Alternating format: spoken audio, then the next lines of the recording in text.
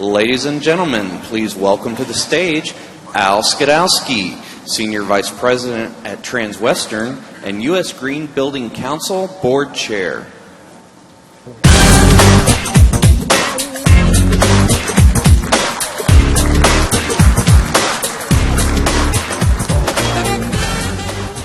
Good morning. You gotta love the bright lights this early. As I said, I'm Al Skidowski. I'm the chair of the U.S. Green Building Council Board of Directors, and I'm pleased to welcome you to this Greenbuild Master Speakers Series session. Each year, USGBC invites inspiring leaders from our industry to serve as master speakers at Greenbuild. This year, it's my honor to introduce Jovan Belleghem, Head of Development and Infrastructure at Lend Lease. As a developer who goes for the deep green projects, he has a vision for the future of our built environment at a community scale. I'm really looking forward to Joe's remarks and his global perspective on green building. Now please join me in welcoming Joe Van Belleghem.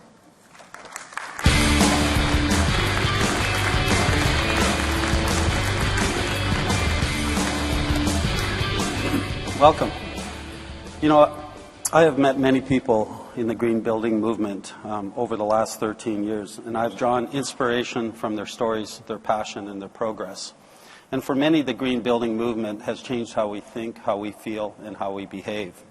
In the early days of the movement, we spent much of our time proving the business case, which we now know to be true. And I would argue, though, that our growth in the movement was not solely due to proving the business case, but because of a value shift. The value shift caused us to realize it was not solely about the environment, and it certainly was not solely about the buildings. The movement caused us to think beyond the buildings with greater emphasis on communities, precinct solutions to create better places. It made us realize it was not about doing less bad, but more good. Our thinking grew beyond simply healing the environment to healing ourselves and to create positive social legacies.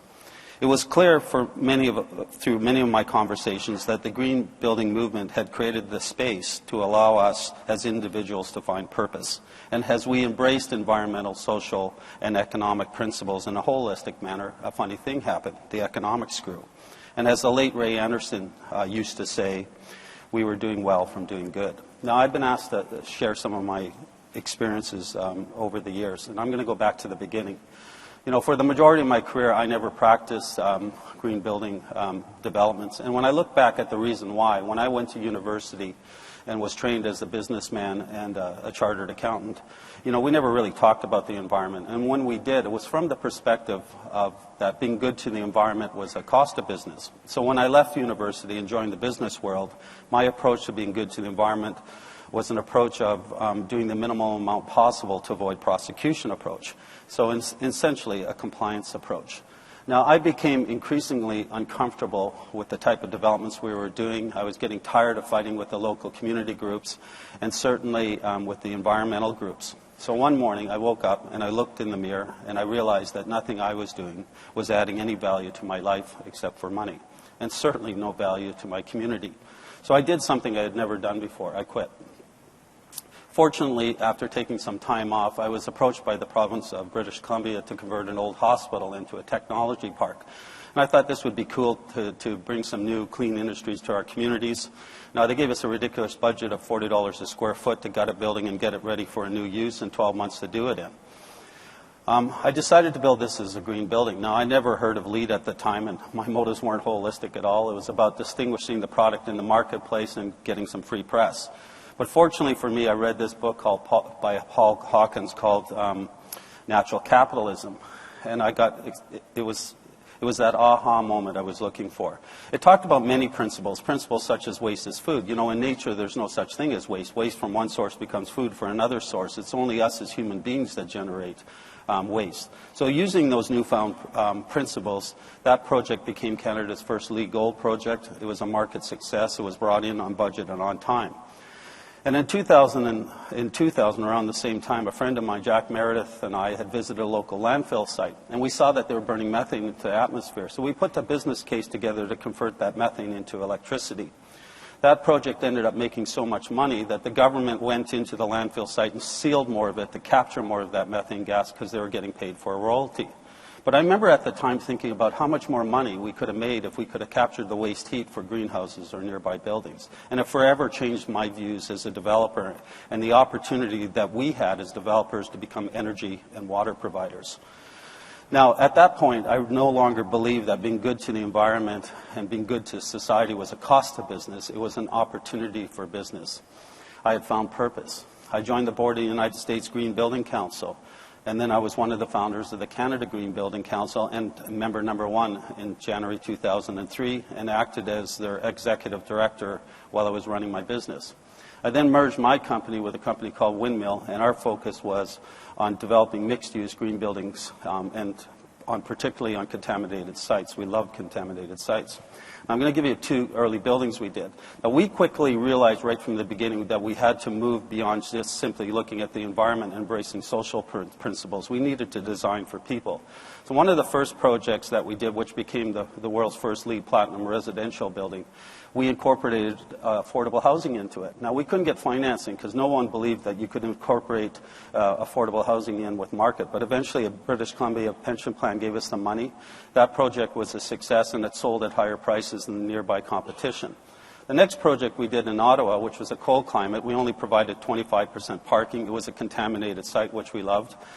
And in that site, we added a nonprofit theater, and it became a tremendous asset to the community. But early on, we realized what we were doing was we were spending more money to improve energy efficiency, so we had to create a new model to capture some of that economic benefit. So we created a green loan program. And how that program worked was we measured how much energy we were saving, so we saved about 50% energy. And what we did is we kept some of that savings through a green loan payment to the residents. The residents liked that because they got some of the savings. Once the loan got repaid, they got 100% of the savings. And what they really liked is energy prices continued to rise. They only had a 50% compounding impact. Now, we also realized through those experiences, though, that we could get much more greater economics if we had larger precinct-style solutions. So along came this RFP from the City of Victoria, which happened to be in my hometown. It was a 15-acre contaminated site, which we loved. And the city did something interesting. They issued an RFP based on a 300-point rating system, 100 points for economics, 100 points for social, and 100 points for environmental. So we got very interested in this site. Now, I was concerned, though, because this was located in an area where there was significant community activism. They didn't like density. They didn't like height. We had a lot of powerful environmental groups in this community. I thought it would take 3 years to rezone this. And I had once tried to get a dual flush toilet brought into this community, and I couldn't get it approved because the toilet seat was 1/4 of an inch too low. And so, but we ended up partnering with a credit union called Van City. We won the rights to develop this site. In fact, we got a standing ovation. I'm going to quickly go through some of the things that we did. It's a mixed-use community. We healed the land. We promised all our buildings would be LEED Platinum, and you got to remember, nobody had done a market LEED building at this time. Our first residential project set a world record in Platinum. Our second residential building, Balance, set another world record. Our first commercial building set a world record in core and shell, and our fourth commercial building also set a Platinum target, and we were the first LEED neighborhood project, stage 2, globally. Now, we realized when you're tackling LEED Platinum that we had to rethink energy. And so we went to our marketing experts and said, can we sell high-end condos without air conditioning? And they said, no, absolutely not, so we ignored them. So we put in better insulation. We put in better glazing system. We put in automated blind systems. And when we launched this project, 85% of the units sold out in the first 3 hours at record prices. We then went to them and said, should we start a commercial office building? And they said, no, don't do that. The nearby office building next to you has still got vacancy in it. And we said, well, okay, if we did, would we have to air condition this building and mechanically ventilate it? And they said, are you kidding us? And they said, of course you do. And we ignored them again. So there's no air conditioning in this building, and it's passive ventilation using a solar chimney effect. And the office space immediately leased up. We put in meters in 2004 that could measure your heat, electricity, your carbon. The New York Times picked up the article. You could be anywhere in the world and turn down the heat to your suite. We built a biomass gasification system, which we partnered up with utility companies. And we took waste wood in the community, gasified that wood to create heat. And we put in plans to export that heat to a nearby hotel to allow us to become climate neutral. We built a sewage treatment plant that took our waste and turned it into treated water for flushing toilets and irrigation. And then we had a big focus on health and well-being. And I got to give credit to the Solaire project in New York City for this. One day I visited that project, and I was meeting the development manager, and he told me a story about a mother that had been interviewed by a reporter. And the story went something like this. This mother had a young child. This child had never slept through the night. She had bad asthma problems. She moved into the building, and her kid slept like a baby. Now, this went on for a couple of weeks. They went on a holiday. The kid woke up in a hotel room crying and wheezing and asked her mother if she could go home. Now, this deeply affected me. It was like a spear through the heart. We went back and said, what is it about our buildings that are hurting our children? So we put 100% fresh air systems in our buildings. We even had our cabinets made out of wheat board to avoid urea formaldehyde composite products. We air tested our suites. We brought in green housekeeping supplies. We even built the first Green Lead fitness center to promote well-being. And then we mixed affordable housing in this development, but we gave them the same finishes as our high-end units because we didn't want to create a social stigma in this development. And we didn't want brand name retailers. We wanted people, when they bought the local bread, they would know who that baker was. So we attracted an organic baker who ground organic grains on site. He actually salvaged some wood on site and bricks to create a green bakery. He attracted a value-based organic free trade coffee maker, which led to attracting a green lawyer, which led to attracting a wellness center, and I think you get the point. Now, some of the lessons we learned was look at the forest for the trees. Now, many of you have heard that expression, but what I mean by that is the payback from the triple bottom line approach is sometimes obvious when you don't think in silos. I'm going to give you an example. Now, when I proposed that we built a sewage treatment plant, a lot of my development friends thought, well, this is how you're going to make this work. So this is how we made it work. We had a slope site with parking underground, and whenever you do that, you have a blank parking wall. So we said, well, let's put some residential units in front of that. And years ago, I had been involved in developing the project below, and we put water in front of that, to enhance the value of these ground floor units. The problem is that used a lot of potable water, and through evaporation, it increased the water bill. So I remember my days as a kid playing in wetlands and understood what wetlands did and the joy of playing in creeks and how creeks ebb and flow when it rains. So I said, why don't we create a creek on site that acts as our stormwater system? And that's what we did. And this handles a 1 in 100 year rain event. And then we used all native plants in that creek. And the ecosystem responded and grew.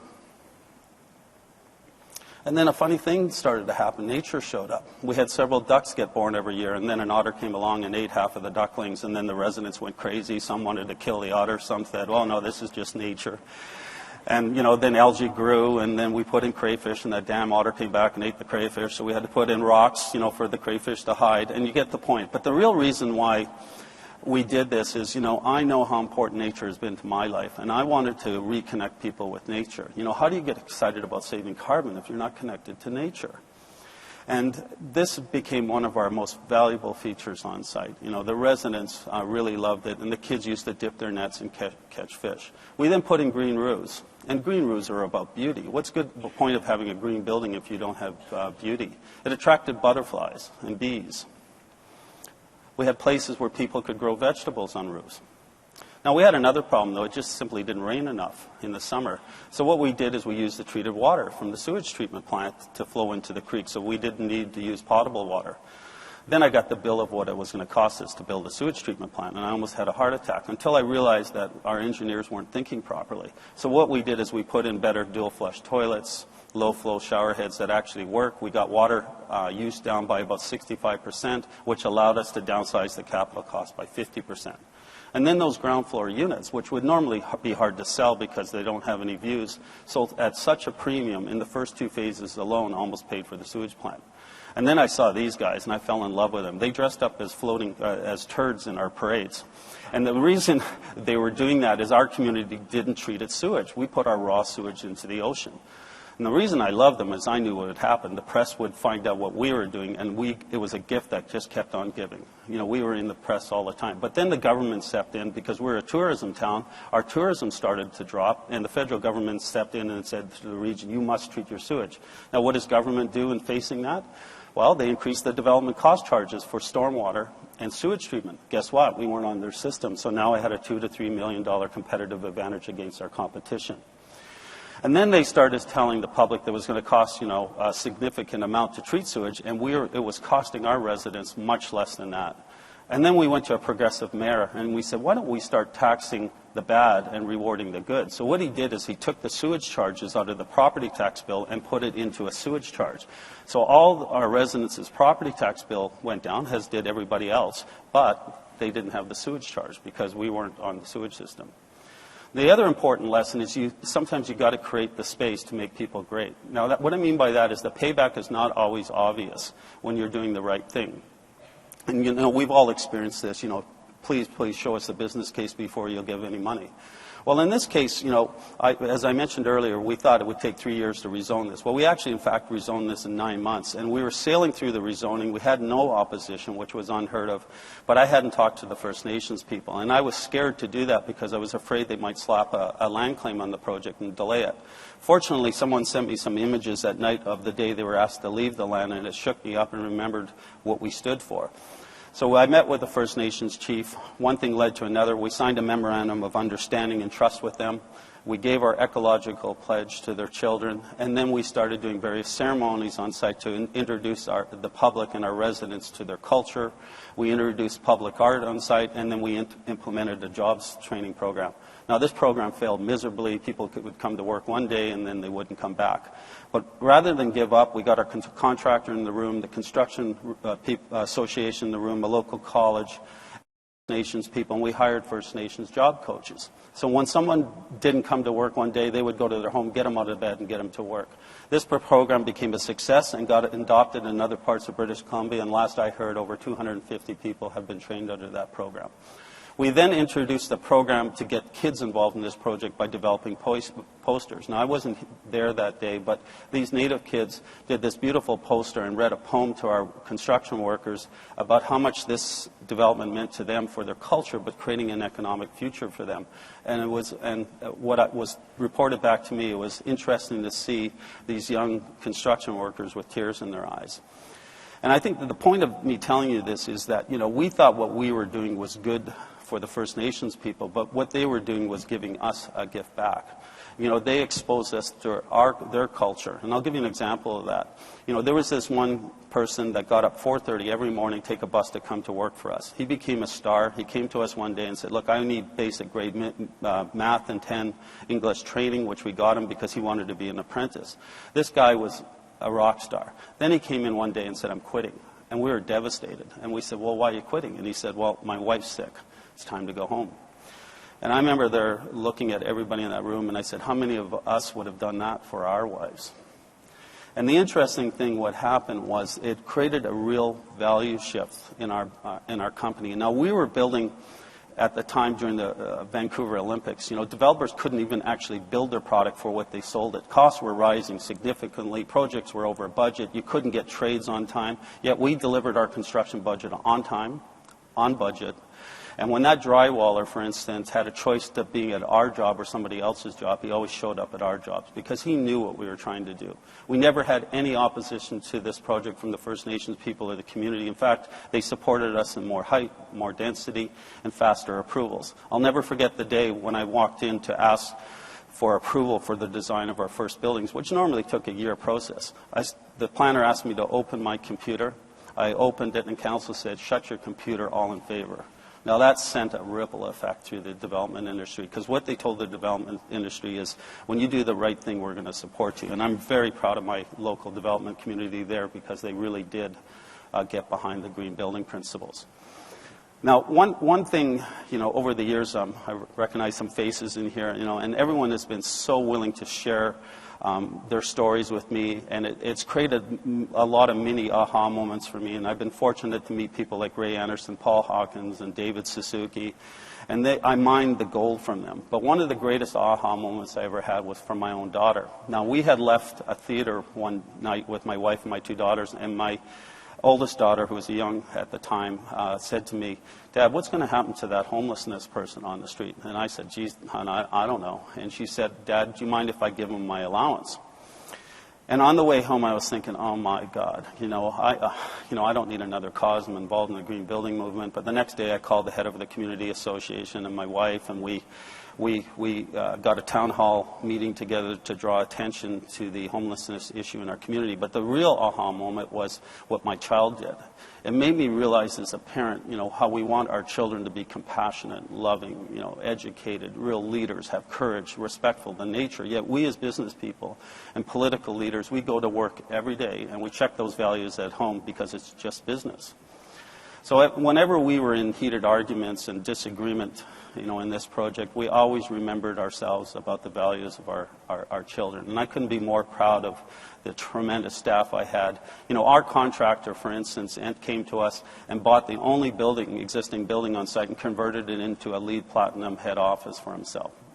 He then got the Construction Association of Canada to have a conference in Victoria so he could tour his peers through it. And then he came to me and said, Joe, that a real-time software we developed to help you track your LEED credits, do you think I could sell that to these guys?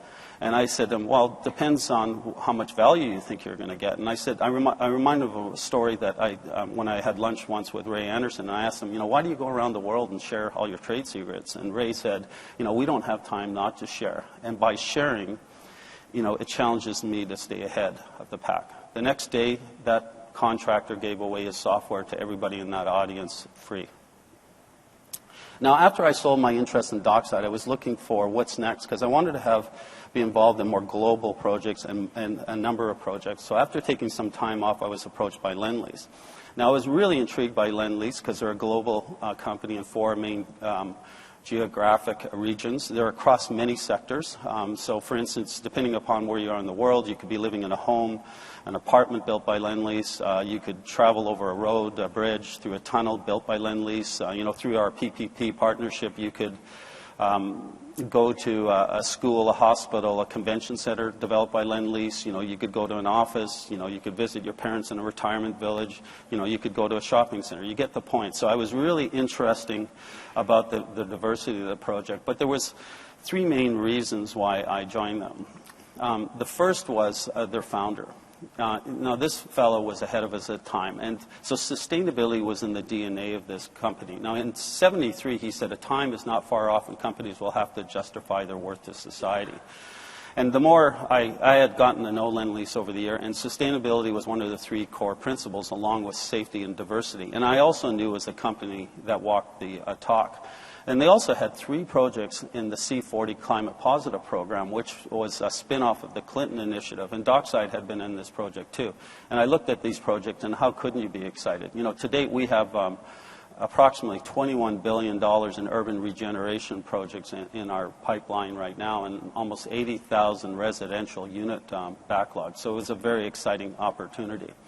The third and probably most important thing is they're one of the few fully integrated property and infrastructure companies. So they can find, buy, fund, design, build, and manage projects. So very much interested in the life cycle costs of projects. But by controlling the funding, that allows them to ensure that they're developing their projects with their core principles, core values, and also their vision. So when you go through economic cycles, you don't sacrifice that. And by not sacrificing that, you get greater economic value.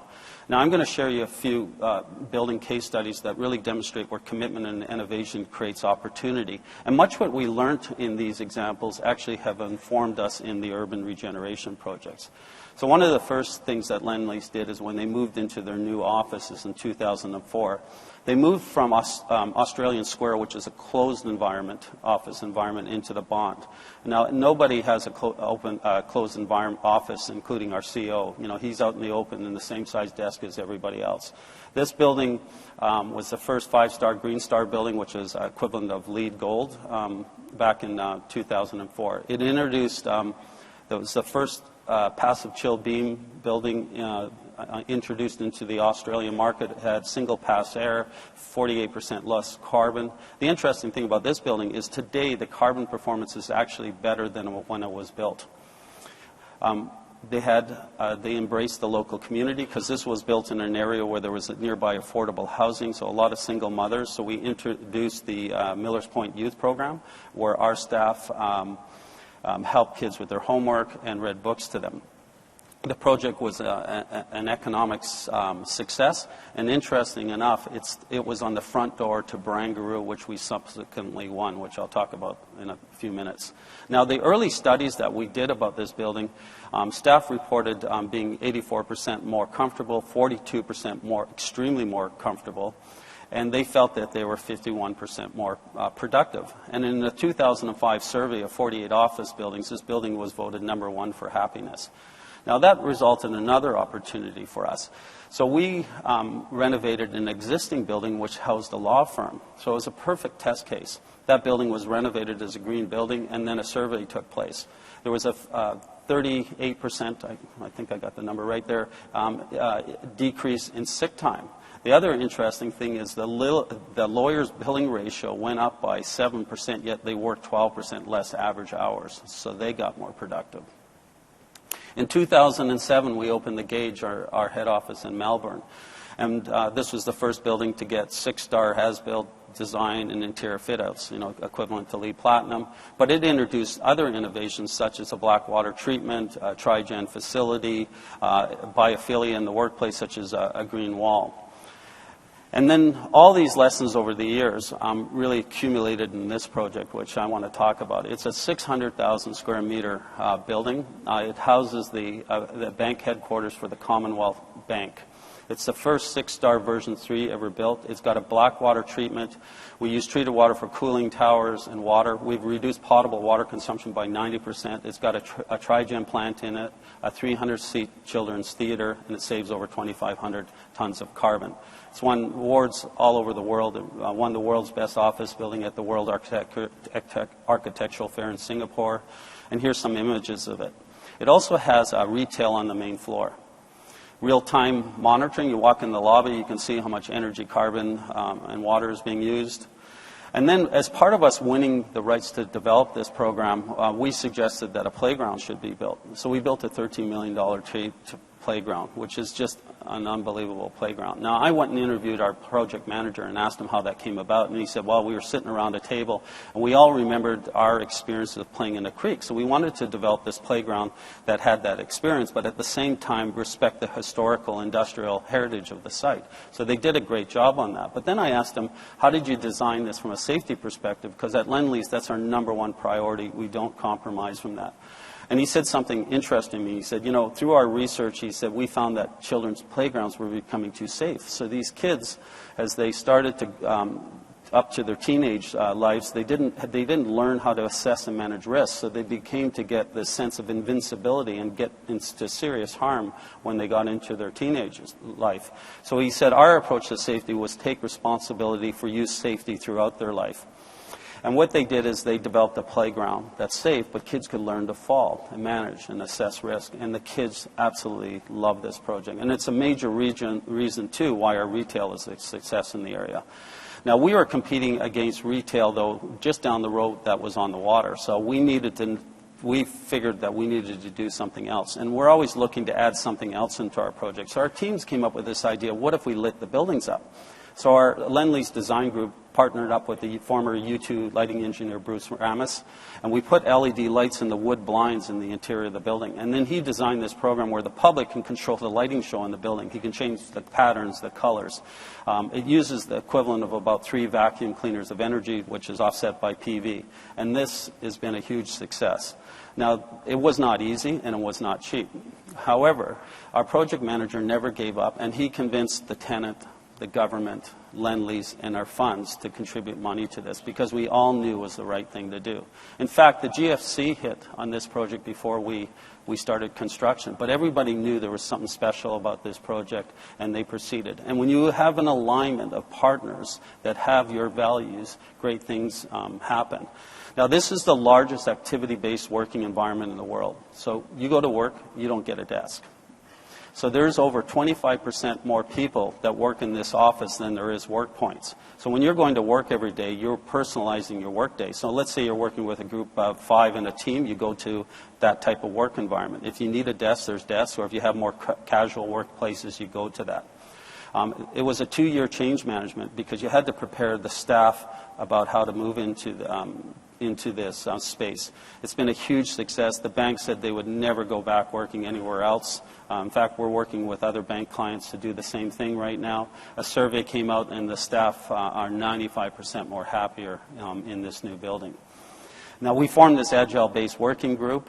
We have psychologists on staff to support this. The days of developers trying to sell as much space as you can to your clients to make money is gone. You're solution providers now. You're having discussions with your tenants about, how do you increase collaboration, productivity, spur innovation.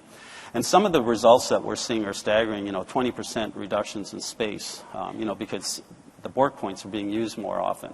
50% reductions in carbon, dramatic drops in the use of paper. Surveys by staff are saying that they feel like they're 55% more productive, which is kind of a staggering number. Now, what we've realized, too, is that we've got to stop measuring the buildings the way we do. It's not about carbon or energy per square meter anymore. It's about per person.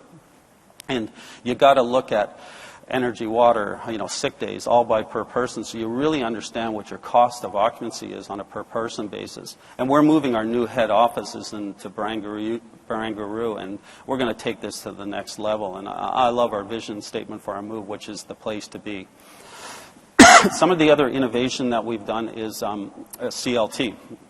We're looking for a building material that was lightweight because, when you're doing urban regeneration sites, you're often on industrial sites with poor conditions. So we wanted a structure that was lighter, faster, safer, and obviously had less embodied carbon. So we built the world's tallest timber building, 10 stories in Melbourne. It's been a success, and we're really looking forward to doing more of these types of buildings around the world. And, of course, energy efficiency is better. Now, I'm going to move into Precincts, and I'm going to only use 2 examples, and both these projects are part of the C40 Climate Positive program, but they're quite different. One is Barangaroo. This is a site that's a contaminated site. We're responsible for developing Barangaroo South. Now, this project is about 6 million square feet, of which about the first 3 office towers, of which 2 are under construction now, are approximately 3 million square feet. We recently launched our first 2 residential buildings, which sold out immediately over a weekend with a long waiting list, and some images of them. Now, in the office space, we're focusing on all the things that you guys know about, daylight, 100% fresh air during best business hours, putting extra height, but really focusing on space that allows us to incorporate our agile-based working. And the clients that are moving into it, like Westpac, a bank, are adopting these agile-based working way of working. Now, from a water perspective, we're not using any cooling towers. We're using harbor heat rejection. That'll save about 100 million liters of water per year. We have a black water treatment going on site, which treats the sewage for flushing toilets and irrigation. We're already talking to customers off-site to be able to export treat water by sewer mining. And if we can get enough customers, there's the ability where we can actually export more water than we are using potable water to get to water positive. We're targeting carbon positive. Now, how we're doing that is obviously building energy efficiency. These are the next level of design. Really sophisticated vertical shading systems. We have a central chilled water plant on site that will improve the energy efficiency by using harbor heat rejection. Close to a megawatt of PVs on site that will offset the electricity from the sewage plant plus all our public domain lighting. Centralized metering so buildings can talk together and implement demand management strategies. And we're not finished because we're still looking at new low-carbon energy solutions. But despite doing all that, you still generate carbon. And, of course, you generate carbon from transport. People need to get to and from work or residence. So we have a $4.90 per square meter levy on site. So that's charged to all the buildings. That goes into a community carbon fund, and from that community carbon fund, RECs will be bought from new off-site renewable energy and also some from carbon offsets. So that could be from putting, say, PVs on a local school or that. And that's our strategy to get to carbon neutral. One of the exciting things is we brought the Dockside kind of model to this project. So Lend Lease is an infrastructure company, so we're owning the chilled water plant, we're owning the recycled water plant, we're owning the PV and also the electrical network. So that means we control the electric network. So when we are able to bring in new renewable energy strategies in the future, it'll be very easy to tap into. So this is a great model because now we have a model where we can continue to invest in infrastructure because there's a way for us to make an economic return from it. Our tenants love it because we can share some of that economic return from them. Like we could say to them, you know, if you allow us to turn down your set points during peak energy times, we can give you a check because we're going to benefit from that economically as well. There's over 50 social programs in this site, everything from 500 Indigenous programs. You know, in the first 2 years alone, we have 2,600 learning programs. We have a public art strategy, you know, First Nations art, of course, safety, health, and well-being. Now, the next project is a completely different project in London. It's very close to central London, a great location, but in an economically depressed area. We've partnered with Southwark Council on this project. This is what the site looked like before we're starting to develop on it. It was heavily bombed during the war. It was a failed social housing experiment. I can't tell you what this looks like. You have to actually experience this site in person. We have got approval now to get going on this project. It's a mixed-use community, about 2,500 units. 25% of those units will be affordable housing. Only 600 parking, just over 600 parking stalls, an energy system to help us with our climate aspirations. It's going to be Central London's largest new park in over 70 years. I'll give you a rendering of it. Now, from an energy and carbon, we really drew from a lot of our lessons when we built the London Olympic Village. Now, when we built that village, we did not want to use air conditioning. So again, we used passive building systems. We proved that it worked. So at Elephant and Castle, none of the buildings are going to be air conditioned. Many of the buildings are using cross-laminated timber because of soil conditions, but also because of improving energy efficiency. We have a metering system where, again, people can control their energy use, and then a combined heat and power plant is being built on site. One thing I really love about what this group is doing, this team is doing, is they self-organize themselves into teams. So you have finance, marketing, you know, development managers and team. I'm going to give you an example. One of the team called BEN. That stands for Biodiversity, Ecology, and Nature. And their solution is to create the most biodiverse urban development in the UK. Now, of course, we got green roofs and vegetable roofs we're looking at. But what this team did is, in our head office in London, they built a green roof and a vegetable garden. You know, our staff actually can grow vegetables at lunch. Last time I was there, it was kind of weird walking through an office and seeing a sign that says, you know, we're harvesting radishes at noon. But they built this insect wall, and I asked them, well, why'd you build an insect wall? And they said, well, we're really concerned globally about the bee population declining. Well, 1 year after this wall's been up, over 500 solitary bees have already taken up nesting in this wall. And what they also found is that where the wall was located to the green roof as compared to planters, the bees were populating more. So what this team is doing is they're saying, like, you know, we just don't want to go put a green roof on it because it's less bad. We want to do more good. We're going to be putting vertical green wall systems. So we have a green vertical wall system already on our hoarding, which can be dismantled and reused later on. And, of course, green walls in our office. Now, one of the most important assets on this site were the trees. When these trees planted, they've now grown, they're mature. We've inventoried those trees. We're able to salvage a good majority of the really a significantly ecological value of the trees. The ones that we lose, we are replacing, and we're going to mill the other trees for things like flooring and cabinetry work. But we're planting 2,500 more trees outside of our development to help regen effect in the local area, because the rest of the area is really lacking in vegetation. Job creation is essential because this is an economic depressed area. So we went back, and we have a proud history at Lend Lease and job creation. You know, as far back as 1999 when we did Blue Water, which is the most successful shopping center in Europe. It was in an area where there was 9% unemployment, so we thought, wouldn't it be good if we could create 100 local jobs? We accomplished that in 2 to 3 months. Over 4,000 people went through that job shop. 10% of those had been chronically unemployed. We even worked with the local jail, and we employed 50 inmates on day passes, which allowed them to build some equity up and new skills so that when they went back out of jail, they potentially could build a home. The jail records during that time that the judge shop was open, the reoffending rates dropped from 70% down to 9%. So we took that lessons. We created a program called Be On Site for the Olympics. We trained 400 people on the Olympics that had never held a job before. 300 of those people are now sustainability employed. I love the story about this one individual who was an offender who now volunteers in that jail to inspire others not to follow in his route. So this is something we're really focusing on. Now, when you're doing a project like Elephant and Castle, you really got to start the regeneration effect early and creating the community. So one of the things that we have is several temporary uses on site. This will be put in place shortly. We've bought all the containers. We're putting in the work so that we can attract local artists, future retailers to start creating that community feel. Then we went to the city approached us, actually, because we wanted to create the regen effect beyond our boundaries. So they needed a new rec center, so we built where it's under construction now, a new residential tower. We're using the proceeds from the land to support the construction of the rec center. They also asked us to buy a site nearby, Elephant and Castle, which also is under construction. It's 235 units, 25% affordable housing in it. It's got green roofs, community gardens, targeting 100% FSC, as well as all of Elephant and Castle. We're very confident we can do that because at the Olympic Village, it's the world's largest 100% FSC installation ever done. So commitment.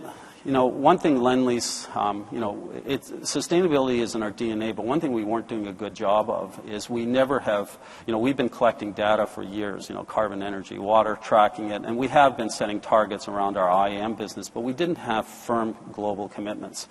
And we're in construction, we're in development, we're in engineering, investment management, and office. So when you set global targets, you got to make them relevant to those business units. So for instance, construction, you would base your carbon on per total construction revenue. In our offices, you want to base it on per people because that's supporting the growth of your business line.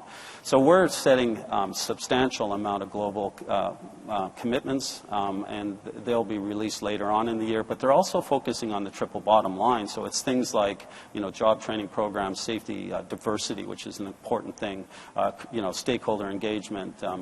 Obviously, the economic piece, documenting the economic gain from the triple bottom line, climate change resilience, and so on. And these commitments are absolutely critical to supporting our vision, to create the best places, to continue to reduce our costs and be future ready, drive accountability and behavioral change, and to attract, which we continually are doing, great people and retain people. I'm going to give you an example, one of the commitments.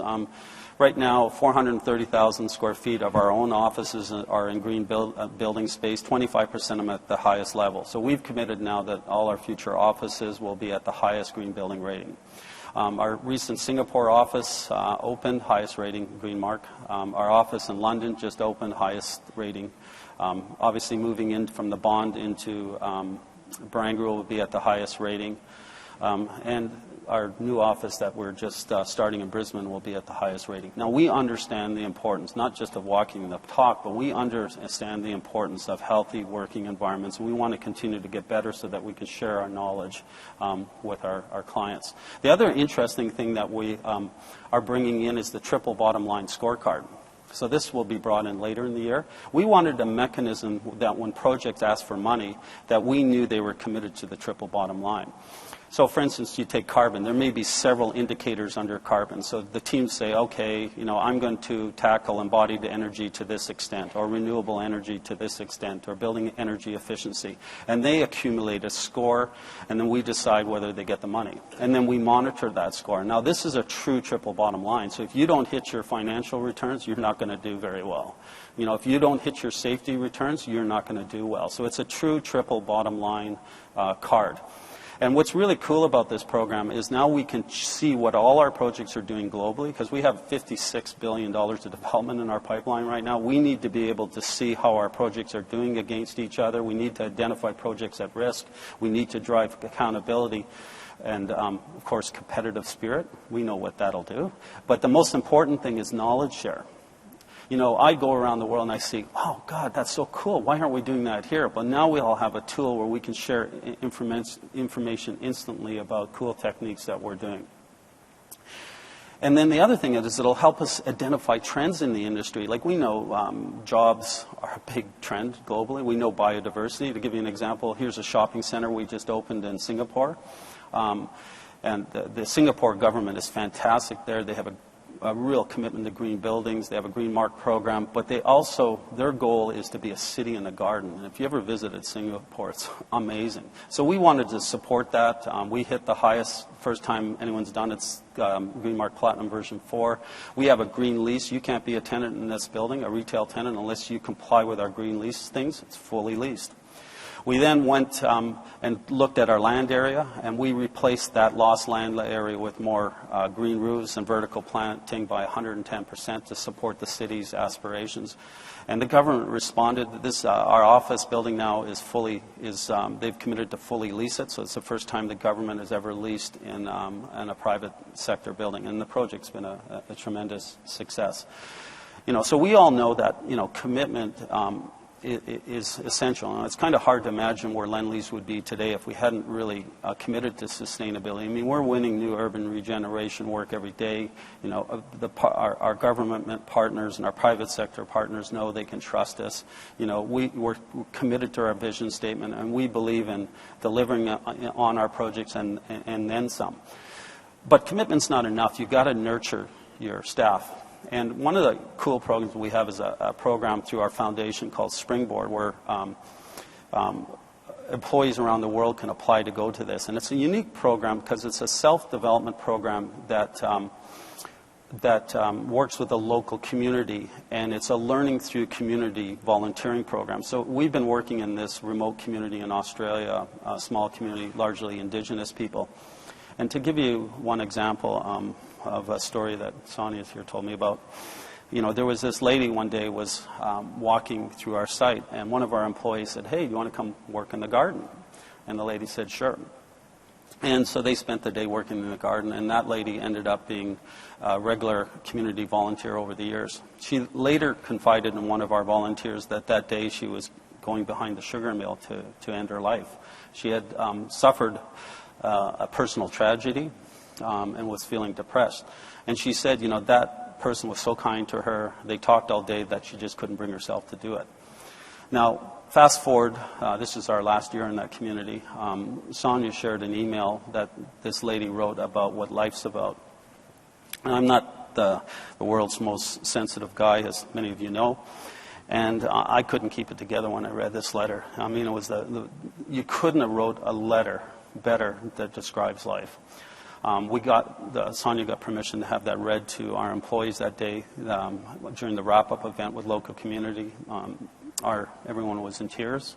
But the point was they discovered more purpose, right? They knew now what it's like to create community.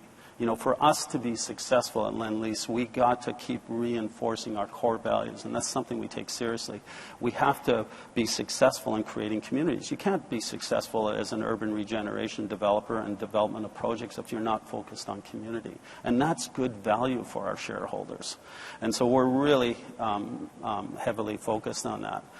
And the last thing I kind of wanted to share is, you know, it's hard to kind of imagine my life if I hadn't read that book or been involved in this movement, you know, because that day I quit when I looked in the mirror was shortly after that my wife and I had decided to divorce.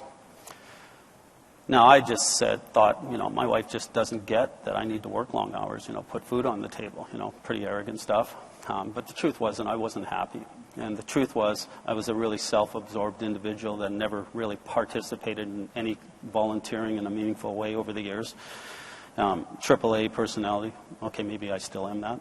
But the thing is, this movement allowed me to heal my marriage, and I couldn't be more proud of my children today. Now, don't get me wrong. You know, some are surprised how overzealous I am about making money, but it's because I know that the only way we're going to be able to get ourselves out of this mess is if we as businessmen step up. And I also know when you create purpose and really deeply commit yourself to doing more good, you're going to do well from doing good. And how many of you like doing well from doing bad? And those that you do tend to give it all back anyways. And one of the last things I wanted to share is I was just talking to that daughter that inspired me years ago. She's in school now. She's studying to be an environmental engineer. And she calls me, and you could hear the panic in her voice. She said, "Dad, they just told us that the Great Barrier Reef can't be saved." And she went on. And I said, Hun, just don't get paralyzed by fear. And then, you know, this is kids incredibly bright. She takes after her mother. They call her Instant Party, which also takes after her mother.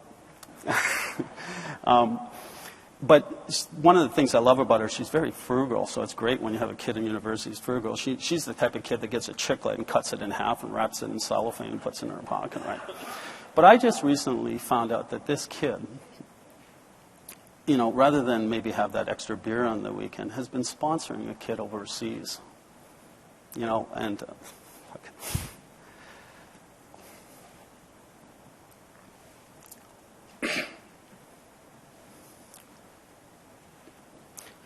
now, you can imagine how that makes me feel when you know that my daughter is going to be a much better person than I could ever be, right?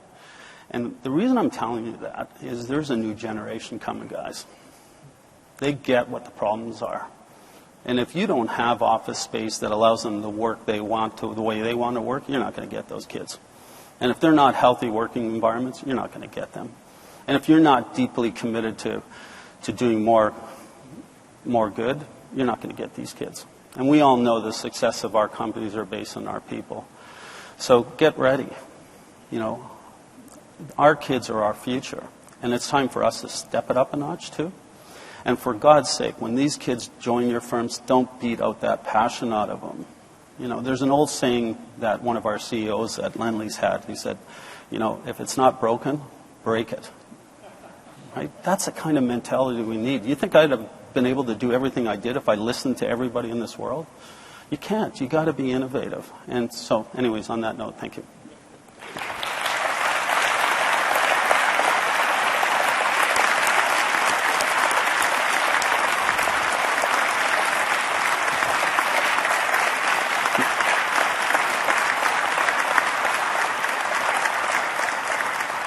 I think we got time for a few questions if anyone had any.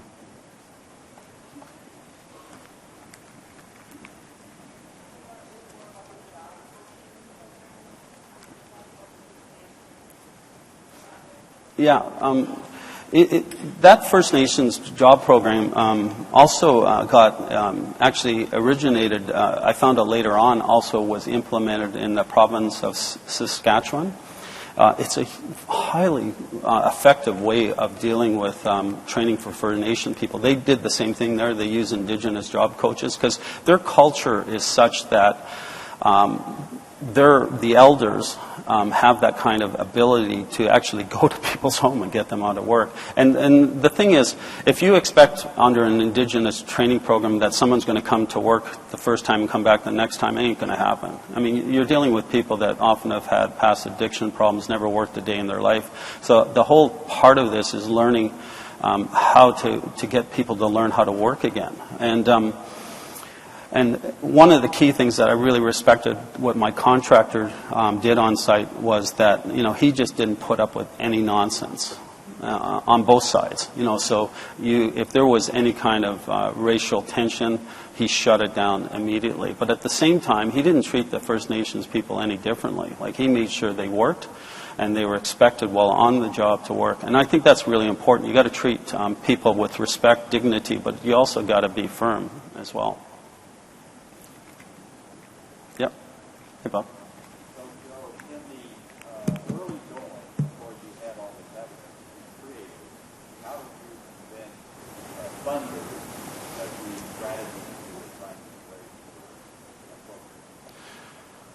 So Bob's question was, in the early days, when there wasn't a lot of evidence that what we were going to implement, like how did we convince the funders to give us the money? Well, to be honest, in a lot of cases, we didn't tell them.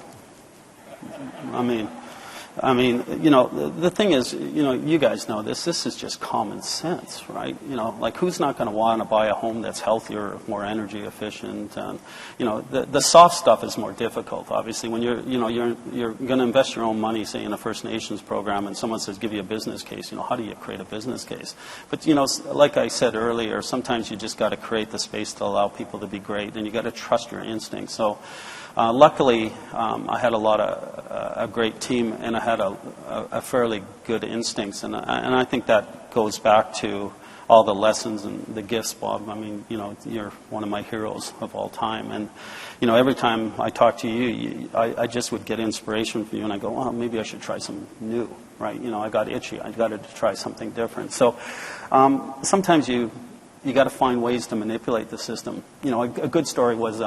I couldn't get this plumber. This is back in the Vancouver Island Tech Park. I wanted to dual plumb the building. He said, "Oh, you can't do this. It's a health hazard." And I said, you know, eventually, you know, I convinced them that health in buildings was also about, you know, preparing health for ecosystems, and he did it. So what I did is I went to council and I said, you know, I just can't amaze how well what your plumber did. This guy's fantastic. He's changing the world. I gave him a plaque. And then after that, I never had another building inspection problem. And every time I wanted a new innovation, I got it, right? Because his kids started to see his name in the paper, right, about doing good. So, you know, the thing is share the love, too. You know, when you share the love, people get motivated because people do want to do the right thing, and we all know that. Yep.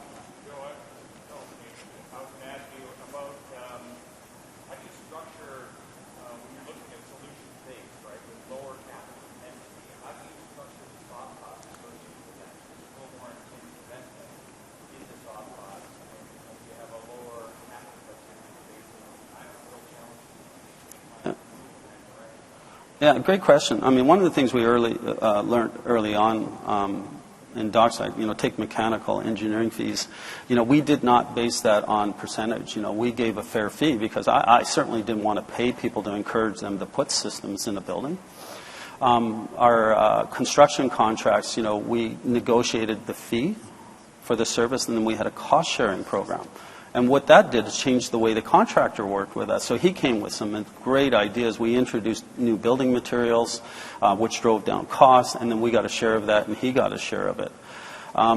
We also quickly realized bring in the trades early. So the trades were part of the design team because we were finding that we were designing things the wrong way. And they would go, no, design it this way, you can save money. So that's a really good point. You got to kind of relook at your service agreements and really encourage new structures to get better value out of it.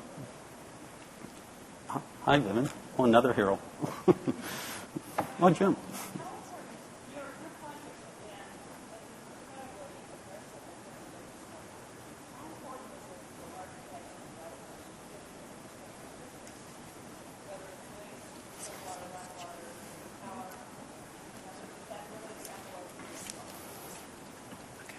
Well, I don't want to encourage my competition here. I mean, look, of course it's important. I mean, we know that. I mean, like, we're not, take Elephant and Castle. The heating costs there, we're starting to get nervous. You know, the efficiency of those buildings are going really less, and you've got to kind of start to think about, is a CHP the right solution? You know, you look at our communities now, PV costs have dropped by 60%. You got to start to think about when you're building these communities, maybe all you need is a little plug into your site and think of yourself as a community, right? And then you're the energy provider. There's going to be some amazingly drastic changes in the way communities and projects are built in the future, and that's why we're getting ready for it, because things are just evolving so quickly. The skill set by architects and engineers and companies is just dramatically evolving. So I think it's critical, and which is why we're in that infrastructure space. Yep.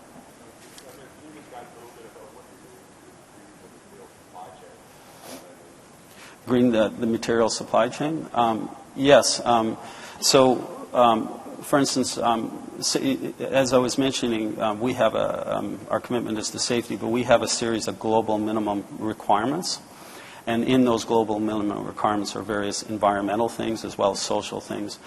So our supply chain has to go through a filter to be able to work with us. We're refining that now, and we'll continually get more aggressive.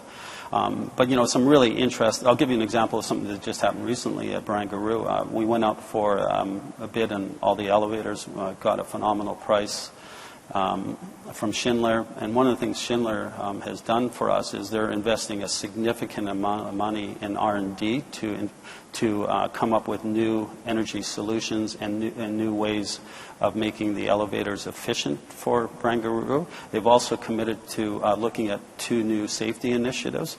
So we're really working with our trades to more of a shared value approach. And I think that's critical. Like another good example is job training. We have a community that in the middle of nowhere, we just started to build. And so you got to build everything from scratch. And so we've been working with this local group called, the Youth Boys Program, I think it is. So what we wanted to do was not create a dependency model on job training. So what they're doing now is they're buying the land from us. They're training Indigenous people. We help them with safety training, skills training, market intelligence. They sell that house, they take the proceeds and buy the land again. So it's a real shared value approach. So we're really, really starting to look at many models around the world of how do we get more into that shared value approach with our supply chain. And everybody knows that that's really where the future is and the most opportunity is. Great. Hi. If I could ask a question? Here, I wanted to thank you. I work for a large Washington, D.C.-based urban infill developer, and we're doing a lot, but nothing close to this. And we're wrestling with, we have a lot of support at the mid-tier, but our senior management still needs a lot of education. And is there a way for us to get a copy of this presentation, and I don't know if it's being videotaped, but nothing better to inspire our senior partners to see how a company like Lend Lease is doing this start to finish in a very profitable fashion. And so I guess I'd like to hear, my question is, was it one individual at Lend Lease, or how did the inspiration at the top level happen? Because we're seeing it ground up, bubbling up through our property teams, but we're still wrestling with how to get that topmost commitment.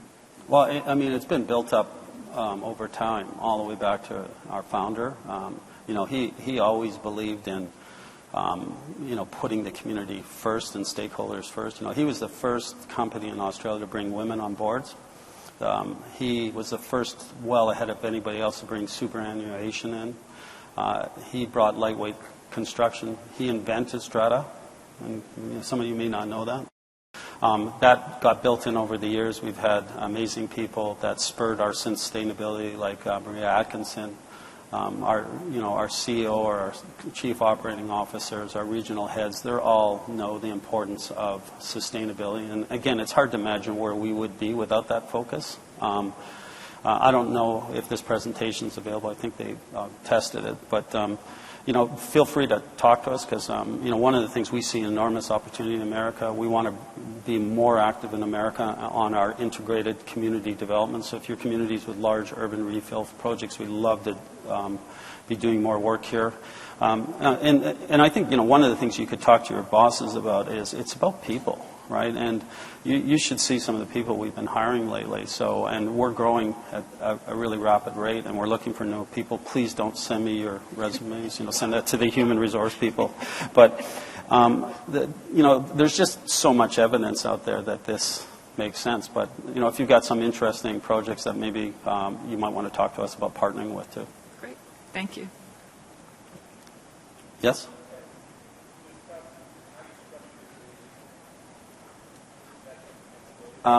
Yes, I just realized I'm out of time here, but yeah, the green leases got a series of things in there, committing tenants, for instance, to certain lighting loads, energy efficiency,